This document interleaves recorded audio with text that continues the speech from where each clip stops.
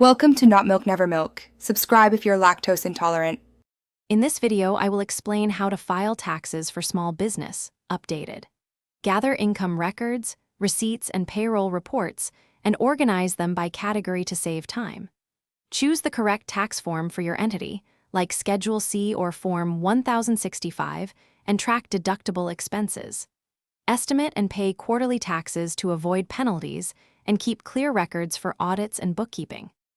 Start by confirming your business entity and tax obligations, whether sole proprietor, partnership, or corporation. Track all deductible expenses, including supplies, home office, and mileage, and keep receipts and logs. Use accounting software or a simple ledger to reconcile bank statements monthly and separate personal and business accounts to simplify reporting. Consider retirement plans like SEP IRA for tax savings, and maintain payroll records and Form 1099 for contractors to stay compliant. Identify the right filings such as Schedule C, Form 1065, or corporate returns, and file electronically to speed processing.